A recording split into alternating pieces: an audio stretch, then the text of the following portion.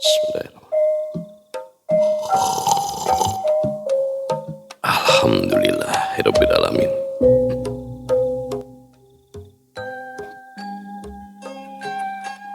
Assalamualaikum warahmatullahi wabarakatuh. Sampurasun wargi dulur baraya sadayana tepang danguri sareng simkuring Mang Ian kidemang gunung halu ti ageningannya anu kasep sa Jawa Barat cek mah dina acara anu maneh nyaeta dongeng Sunda. Dongeng zaman kiwari ala kiwari anu nyarioskeun lalakon kahirupan mangsa bihari atanapi kabaheulaan. Kumaha dararamang para wargi sadayana atau mugi aya dina ginajar kawilujengan rahayu berkah salamet amin ya Allah ya rabbal alamin. Dina waktos ieu simkuring sejaneraskeun hanca nu katunda dina pedaran dongeng nu judulna Rajapati bagian ka-21 karya Kang Cepi atanapi arisal seurang Sumedang date para wargi sadayana nya. Namun satacana dilajeng simkuring nyuhunkeun dihapuntennya sabara dinten ieu teh lat kumargi kapapatenan sepuh ngantunkeun pun mang nya. Teras tumbang deh rada kirang sehat kamari teh sakali diulah kirang-kirang hapuntenanya dina latna. Da kumaha ieu salajengna lalakon Rajapati teh nya ayeuna dina subjudulna aya sosok nu namina Sukaesih. Saha tah Sukaesih teh ulah kamana-mana tetep manco di channel YouTube-na Kidemang Gunung Halu. Ta YouTube simkuring aya 3 aya dongeng Sunda Mang Ian sareng kisah tanah Sunda. Hapuntenna oge nya dina dongeng-dongeng anu teu acan majeng da simkuring mah pami aya dongengna didongengkeun sadinten 4 episode oge nya. Ari teu acan aya mah bade kumaha tuh ngadongengkeunana kitu nya. Khususna karya Kang Rompis dina jejer carita Dewi Sekartaji saninten emas girimis di Pasireumis teh duka kumaha tos sasasih langkung ta can wae giningan munculnya sok hariwang gitu mata kurang doakeun kurang sadayana Kang Rompis sing sehat bilih aya masalah bilih aya naon teh wagelan kasibukannya dina padamelan atanapi sajabina lah gitu. Mudah-mudahan sing dilancarkeun sehingga tiasa neraskeun hanca dongeng nanya sami simkuring oge nuju ngantosan tak kitu para wargi sadayana da ieu mah sanes dongeng radio ieu mah estuning karya kiwari nya sejak ngamulai seni budaya basa Sunda. Komodi Kang Rompis makan konsultan teknik sipil nya utang tosna di sela-sela padamelan anjeunna nyempetkeun nyeratnya karya dongengna tak kitu para wargi. Anu parantos subscribe-na simkuring ngahaturkeun bunhun laksa ketika bingahan atau mugia sing tiasa janten rencang nu ngahibur ka para wargi sadayana atau mugia nya kanggo ibu-ibuna bari masak nyeuseuk gerohna kanggo bapak-bapak bari nyikopai nyantai di tepas ngabaheuhai udud samsai oge di padamelan nya di tempat konveksi bari ngajait motong obrasna di tempat cukur asgar di pabrik di kantor di pasar di perjalanan pokona mah kadulu-dulu nu aya di lembur baraya nu aya di kota oge di pangumbaraan kumargi teu sakedik wargi-wargi urang nu aya di luar daerah bahkan di luar negeri sok mararanco dina pedaran dongeng Sunda Mang Ian teh ulah hilap di like di komen nya kumaha alur caritana janten kupingkeun heula dugikeun ka rengse namanya komen kumaha tak pendapat dina alur carita urang jadi jantenkeun bahan diskusi pamugia sing janten wasilah panyambung silaturahmi di antawis urang sadayana nya pecinta dongeng Sunda. Oge kumargi simkuring madanga dongeng sanes dina radio nu tangtosna aya sponsor aya iklannya da ieu mah karya-karya kiwari saumpamina ngaros kahibur ku pedaran dongeng simkuring terasa yung apresiasi tiasa kana nomor dana ieu tanya sabaraha we saikhlasna atuh salangkungna teh eta pamugia ieu carita teh sing janten ladang amal oge kanggo pengarangna nya sareng urang sadayana sing tiasa menakan hikmah danu saestuna keur ngalalakon di alam dunia mapan urang sadayana nya urang pulungan gitu hikmah-hikmahna mugia sing jadi eundeng keur urang sadayana supados teu nyangkolong ting kana waktos hayu urang sami-sami ngalajengkeun ieu lalakon Rajapati bagian anu ka-21 mangah kaparayun sadayana wilujeng ngadangkeun prung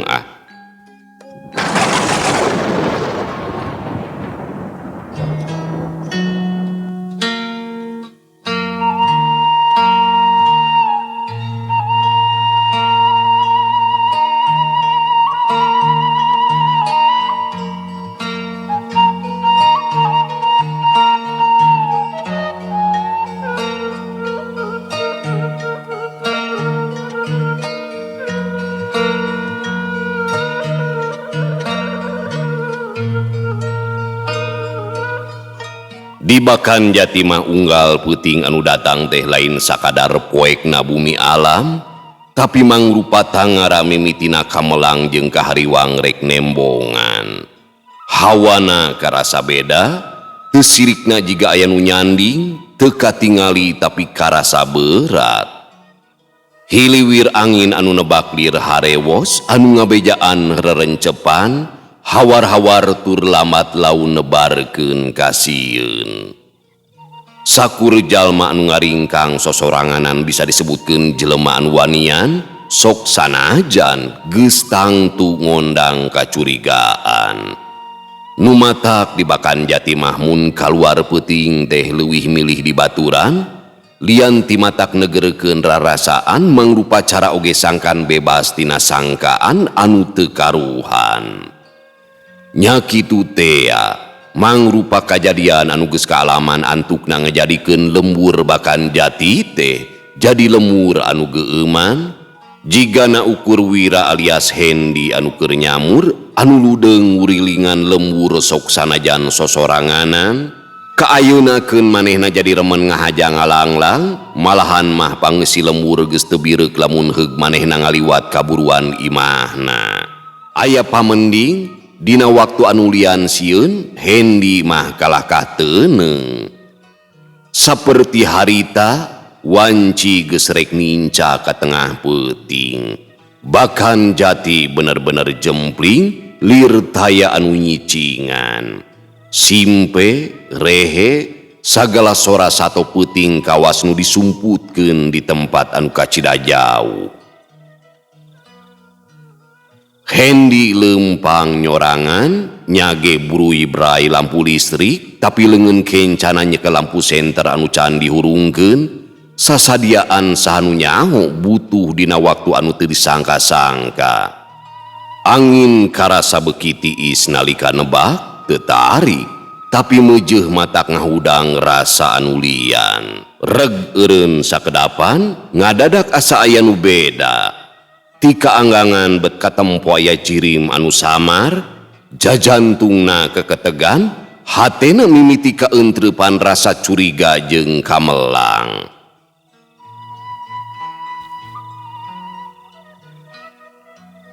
Naonnya tetempuhan wungkul gitu, cikan urang sidik-sidik.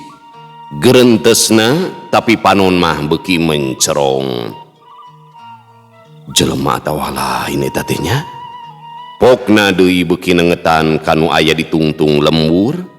Hendi ngalengkah lalaunan bari jeung teu leupas teutepan, inggis teu katangen lamun seug anu ditempona pindah atawa leungit dumadakan. Asana mah jelema eta teh tuh nangtung di tempat remeng bari jeung teu usik teu malik. Keke, nah kawas nu keur ngawaskeun kuring atuh. Hendi keukeuh ngalengkah najan bari jeung laun ngadeuketan.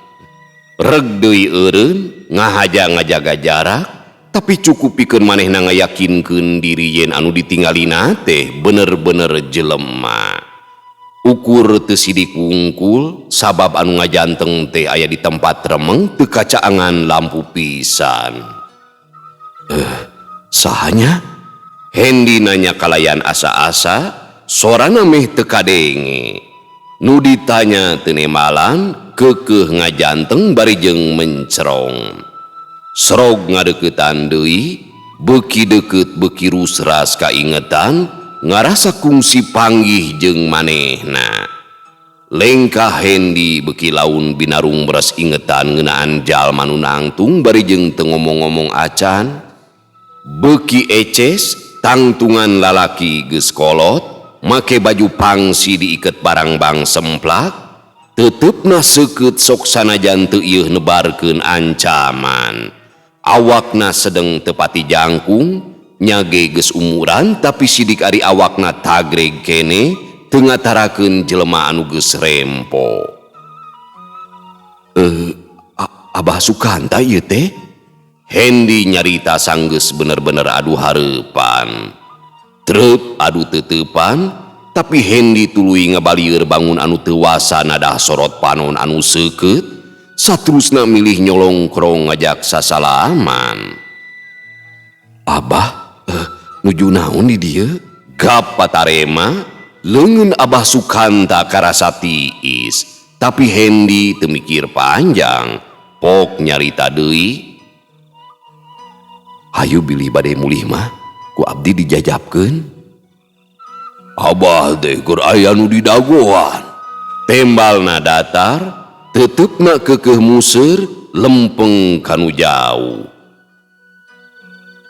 Aya nu diantosan, ceuk Hendi laun, teu sirikna lain nanya tapi kawas anu ngagereneng ngayakinkeun dirina sorangan.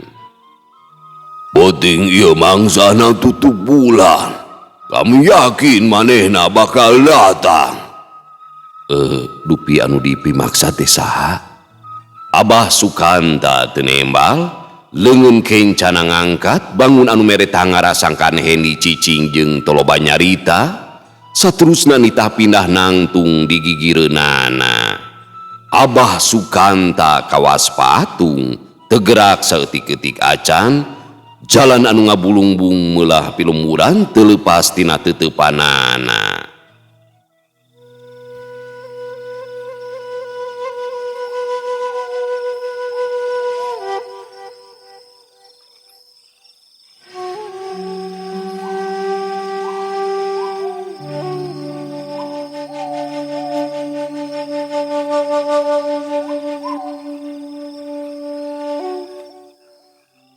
Peuting beuki geugeut nangkep ngrekeb, ngadadak hawa di sabudeureun ngadadak roba, angin anu tadina tiis ngahiliwir laun-laun jadi karasahaneut. Hendi ngarengha panjang, dadana kawas anu berat dipake ngambekan. Ret ka Abah Sukanta anu keukeuh mencerong ka hareup kawas nu teu ngiceup, nu direret surti, pok manehna nyarita. Abong geus ditangtukeun ti anggalna. Hidup ngadadak datang pikeun marungan. Abdi bah. Hendi nemal kawuh ngambe kabingung, naon anu dipimaksud ku Abah Sukanta. Wayahna yang hidup jadi kababawa dina urusan ieu. Hendi teu nembal, tapi manehna yakin tangtuna oge aya pakuat kaitna jeung kajadian jurig bungkeleukan. Gebeg Hendi ngarenja greuwaseun sorangan, breh ngadadak inget kana pangalaman dina peuting samemehna, basa nu nutur jirim pikasieun nepikeun ka tempat maotna neni. Didinya pisan eta jirim teh kungsi nyebut hiji ngaran Sukanta sajeroning paguneman jeung Nini Ismaya. Ku harita Hendi kakara sadar ngaran Sukanta anu disebutkeun teh geus moal salah deui, tayalian lalaki kolot nu aya di gigireunana. Saterusna leleb dina alam pikiran sorangan, nyambung-nyambungkeun antara anu geus karandapan, Abah Sukanta anu kerejengan, jeung naon anu rek baris disanghareupan dina waktu harita. Hendi ngagerentes. Naon pangna eta jirim kungsi nyebut ngaran Sukanta? Nah aya urusan anu can rengse atawa dendam anu disidem kitu. Aduh, jadi beuki jero ka babawa ari kieu carana mah kuring teh. Abah Sukanta ngadadak nunjuk ka tungtung jalan, nuduhkeun kanu katempo ku dirina. Hendi surti, ret manehna ngalihkeun teuteupan, barang bre rong heap Hendi ngalenyap. Panona sajongjonan mencerong teu ngiceup-ngiceup, ketug jajantungna mimiti teu aturan, renghapna ngadadak eungap. Bah, geuning. Hendi teu kebat nyarita, kaburu teu wasa nahan kareuwas. Teu burung bangih oge. Bah Sukanta ngagereneng laun. Aneh, waktu lir eureun saharita, angin bangun anu inggis ngahiliwir, dangdaunan taya nu oyag kawas nu sieun ngabarubahkeun kaayaan. Simpe tapi simpe anu ngahudang kamelang jeung nebarkeun hawa amarah anu katahan. Hiji jirim katempo ti kaanggangan, buukna panjang ngarumbay meh nutupan tonggong, bajuna bodas sakapat, ngajanteng teu usik teu malik. Beungeutna katutupan buuk tapi geus tangtu manehna oge keur sarua mencerong. Teg Hendi boga sangkaan eta jirim teh tayalian anu kungsi panggih jeung dirina di kebon pines dina peuting samemehna. Angin anu tadina eureun ngadadak nebak lalaunan, buuk panjangna katempo ririaban, tapi sabagian beungeutna masih katutupan. "Bagea Sukaesi," Abah Sukanta nyarita. Sorana laun meh teu kadenge. Lalaunan eta jirim teh ngadeuketan ngageleser kawas nu kabawakeun ku hiliwir angin. Sukuna teu katingali ngalengkah dumeh katutupan baju bodas anu ngagapui kana lemah. Hendi neuteut meh molotot bari ngawasa diri, lain sieun tapi leuwih kana ningkatkeun kawaspadaan.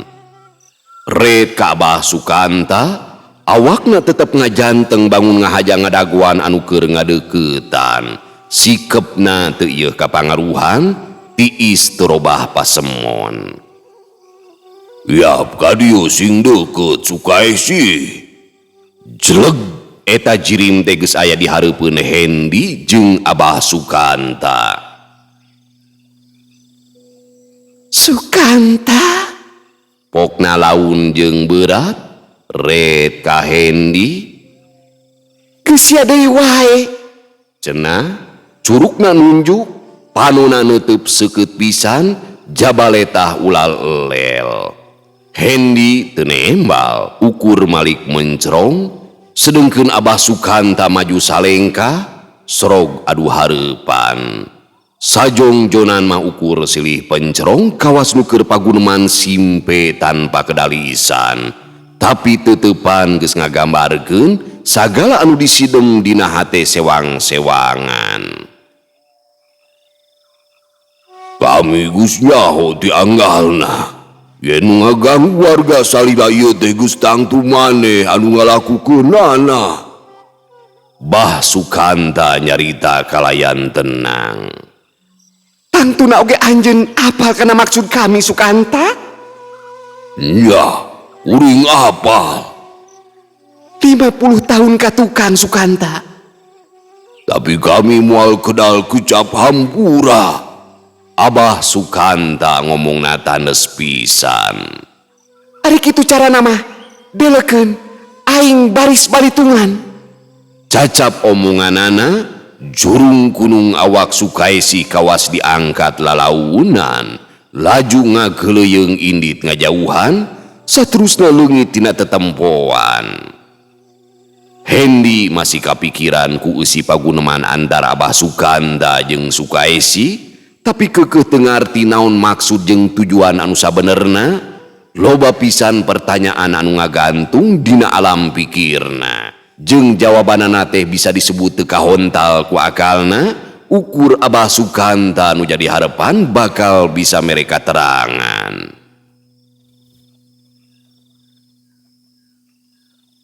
"Abah rek balik jang," Abah Sukanta nyarita leuleuy sanggeus manehna malikeun awak.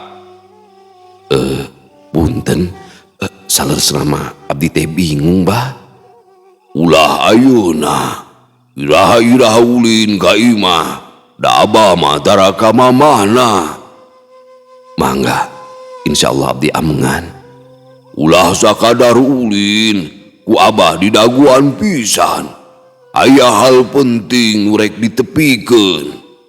Tembal si Abah bari tuluy ngoloyong kitu bae, teu malire Hendi anu olohok bengong. Tapi kakara oge sababaraha lengkah, Abah Sukanta indit ninggalkeun Hendi.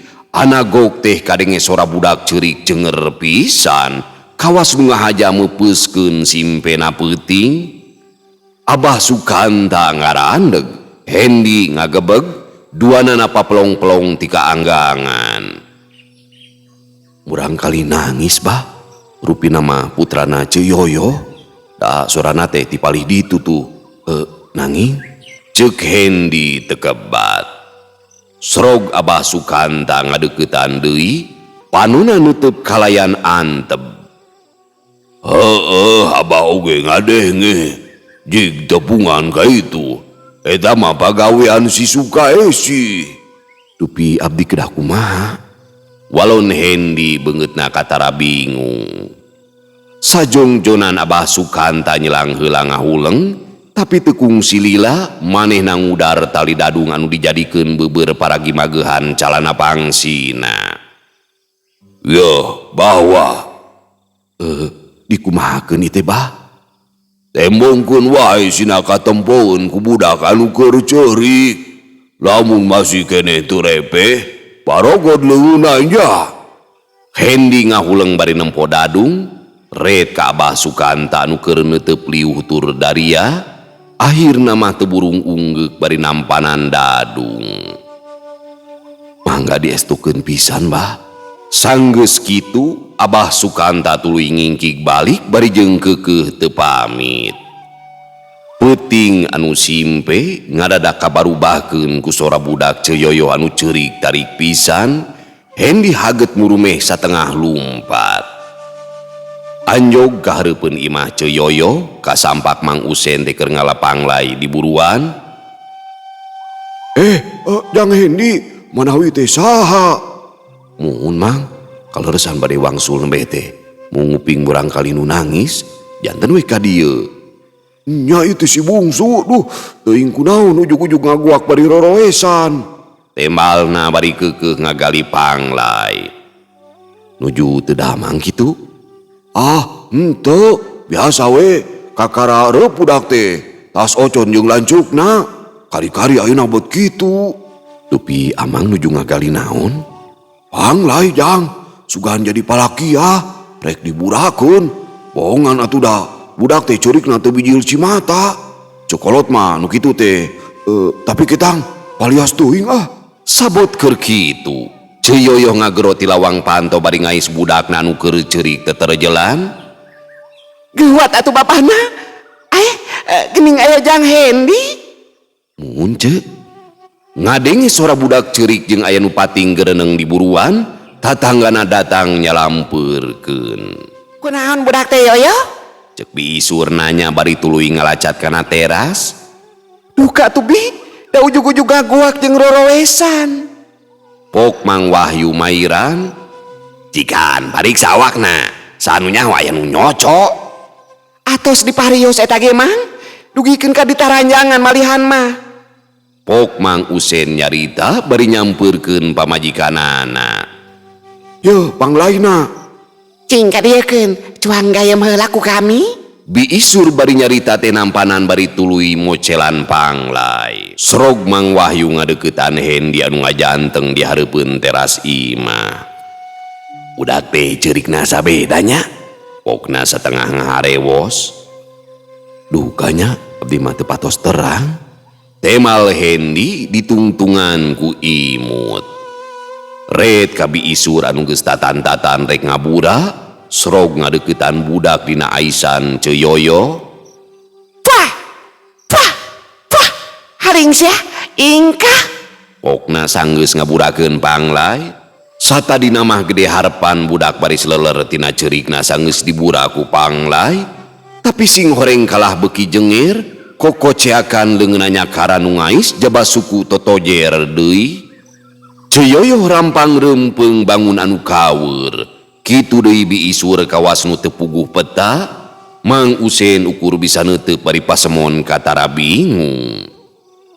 Di buruan geus aya deui tatangga anu daratang bari tuluy pating gerendeng, lain pedah ngarasa kaganggu ku sora budak anu ceurik, tapi milu ngarasakeun kumaha gempeurna nu jadi kolot mangsa budak dina kayaan saperti kitu. Pok Mang Wahyu nyarita ka Mang Usen. Kabeneran aya Jang Hendi Sen, cing atuh suhunkeun sina nulungan. Hendi haget mairan. Hapunten pisan Mang, abdi mah rumaos teu tiasa nanaon. Sok kitu ari taeun teh. Mang Wahyu kalah ngagebes bari imut. Mang Usen asa diingetan, cing atuh Jang, tulungan budak amangnya. duh kumaha atunya. Hendy bingung sorangan, panuna nutup ka budak anu keur diais. Nempuh Hendy ngajanteng, Mang Wahyu nyamperkeun. Gep leungeun Hendy dicekel laju ditungtun ka teras bari nyarita. Hayu ite pokona mah tulungan, carana mah kumaha hidep we. Nya ari kitu-kitu teuing mah teu burung oge Hendy teh nurut. Mangga, Cek Ceyoyoh bari ngoloyong ka jero imah, goledag budak teh disarekeun. Saena dilahun wae ku amang, cek Hendy nitah ka Mang Usen ngalahun. Sina mayunan ka abdi mang. Mangga Jang. Mang Wahyu jeung nulian ukur nempokeun Hendy nu pahareup-hareup jeung budak lalaki umur 5 tahunan anu keur dilahun ku bapana.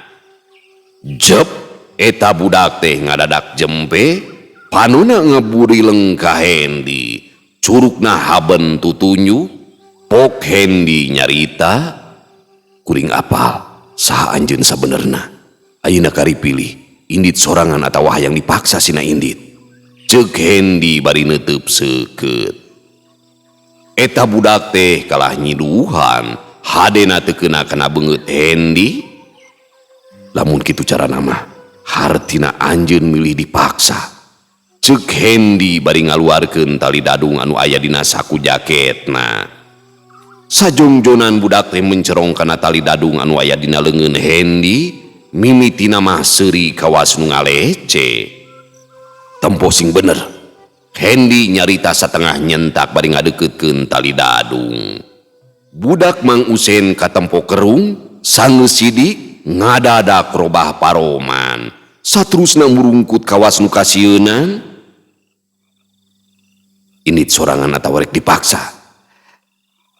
nya atuh kami rek indit. Sok atuh, gancang geura indit. Cacap omongan Hendy, lekatai budak teh ngadadak leuleus, reup panuna peureum, kulahe sirahna dengdek. Kabeh nu araya teu sirikna hayang ngeprokan beureunan awahing ku bunga. Tapi teu kituna, kabungah sakur jalma teh kagamar atra dina imut jeung teutepan anu cahayaan. Komo Mang Usen jeung Coyoyoh mah atohna teh mang pirang lipet dibanding jeung nulian. Saena mah teras diobokeun wae mang. Mangga Jang. Cek Mang Usen teu baha. Mana pang ninyukeun kopi geura. Pokna deui ngagero ka pamajikanana. Ceyoyoh tuluy ngoloyong ka dapur dituturkeun ku biisar, saterusna kaprak-keprek lian ti nyuguhan Hendy tangtuna oge sakalian jeung nu sejena. Teu sangka eta budak teh boga pangabisa geuningannya. Biisur ngajak guneman bari nyieun kopi sababaraha gelas. Nya Bi, menika beneran pisan di aya nyamperkeun. Keur kasep teh jabalin uwi deui. Cacakan boga parawan, rek dipulung minahan tuh daku kami mah. Ih, asa kaingetan. Judukeun wae kitu jeung nu jadi adi. Walon Ceyoyoh bari imut. Ngaco teuing, apaan adi mah SMP kene. Bae atuh Bi, hitung-hitung nyirian we. Da gancang kasusulna ku awewe mah. Wahara teuing, mana atuh susuguna? Kopi nama karimawa ieu teh. Sok teh heula, ieu keur disadiakeun. Budak Mang Usen tibra, sarena nangkarak bengkang. Nuna rempo tuluy ngobrol ngabagi carita. Hendy katempo imut jeung Suraseuri pedah loba anu muji.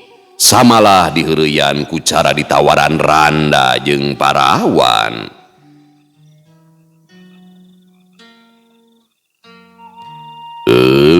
Pamiarsa sadayana, waktosna barantos teu nyekapan deui nya.